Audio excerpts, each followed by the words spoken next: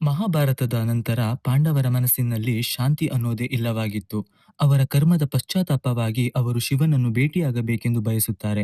ಆದರೆ ಶಿವನಿಗೆ ಪಾಂಡವರನ್ನು ಭೇಟಿಯಾಗಲು ಮನಸ್ಸಿರುವುದಿಲ್ಲ. ಅದಕ್ಕಾಗಿ ಶಿವನು ನಂದಿ ರೂಪವಾಗಿ ಬದಲಾಗುತ್ತಾರೆ. ಇದಾದ ನಂತರ ಆಗಿದ್ದೇ ಪಂಚಕೇದಾರ. ಇದರಲ್ಲಿ ಮೂರನೇ ಕೇದಾರ ಅನ್ನೋದು ಜಗತ್ತಿನಲ್ಲಿ ಅತಿ ಎತ್ತರದ ಶಿವ ಮಂದಿರ ತುಂಗನಾಥ. ಅಲ್ಲಿ ತಲುಪಲು ಚೋಪ್ತಾಯಿಂದ ಸ್ವಲ್ಪ ಟ್ರೆಕ್ಕಿಂಗ್ ಮಾಡಬೇಕಾಗಿರುತ್ತದೆ.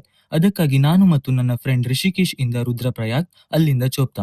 ಮಾರನೇ ದಿನ ಚೋಪ್ತಾಯಿಂದ ಬೆಳಿಗ್ಗೆ 3 ಗಂಟೆಗೆ ನಮ್ಮ ಟ್ರೆಕ್ಕಿಂಗ್ ಶುರುವಾದ ಸ್ವಲ್ಪ ಹೊತ್ತಿನಲ್ಲೇ ಮೈ ರೋಮಾಂಚನ ಎನ್ನುವ ಘಟನೆ ಅದೇನೆಂದರೆ, ಆ ಕಪ್ಪು ಕಗ್ಗತ್ತಲಿನಲ್ಲಿ ಒಂದು ಶ್ವಾನವು ನಮ್ಮಿಬ್ಬರ ಜೊತೆಯಾಗಿ ಹೆಜ್ಜೆ ಹಾಕಿದ್ದು. ಹೀಗೆ ಸಾಗಿದ ನಮ್ಮ ನಡಿಗೆ ಸುಮಾರು ಗಂಟೆಗಳ ಕಾಲ ಸಾಗಿತ್ತು.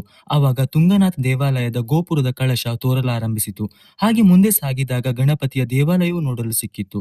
ಮನದಲ್ಲಿ ಯಾವುದೇ ಪ್ರಶ್ನೆಗಳಿಲ್ಲದೆ ದಾರಿ ಸಾಗಿತ್ತು. ಪಾಂಡವರು ಶಿವನನ್ನು ನಂದಿ ರೂಪದಲ್ಲಿರುವುದನ್ನು ಪತ್ತೆ ಹಚ್ಚಿದರು. ಇದನ್ನು ತಿಳಿದ ಶಿವನು ತನ್ನನ್ನು ತಾನು 5 ಭಾಗವನ್ನಾಗಿಸಿಕೊಂಡನು. ಆ 5 ಭಾಗದಲ್ಲಿ ಒಂದು ಭುಜ ಅನ್ನುವುದನ್ನು ತುಂಗನಾಥ ದೇವಾಲಯದಲ್ಲಿ ಪೂಜಿಸಲ್ಪಡುವ ಶಿವ.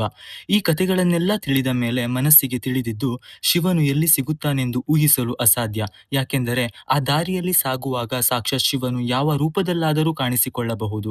ಅಲ್ಲಿ ಸಿಗುವ ಮನುಷ್ಯನ ರೂಪವಾಗಿ, ಸಿಗುವ ಕಲ್ಲಿನ ರೂಪದಲ್ಲಿ ಕೂಡ.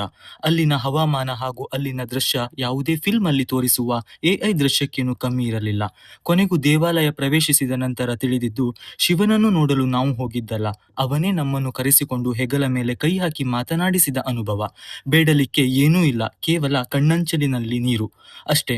ಇನ್ನೊಂದು ರೋಮಾಂಚನವೆಂದರೆ, ಟ್ರೆಕ್ಕಿಂಗ್ ಶುರುವಾದಾಗ ಸಿಕ್ಕ ಆ ಶ್ವಾನವು ನಾವು ದೇವಸ್ಥಾನದಿಂದ ಹಿಂತಿರುಗಿ ಬರುವಾಗ ಪುನಃ ನಮಗೆ ಸಿಕ್ಕಿ ನಮ್ಮ ಜೊತೆ ಹೆಜ್ಜೆ ಹಾಕಿದ್ದು. ಸಾಕ್ಷಾತ್ ಪರಶಿವನೇ ಜೊತೆಯಾಗಿ ಬಂದಂತೆ ಭಾಸವಾಗಿತ್ತು.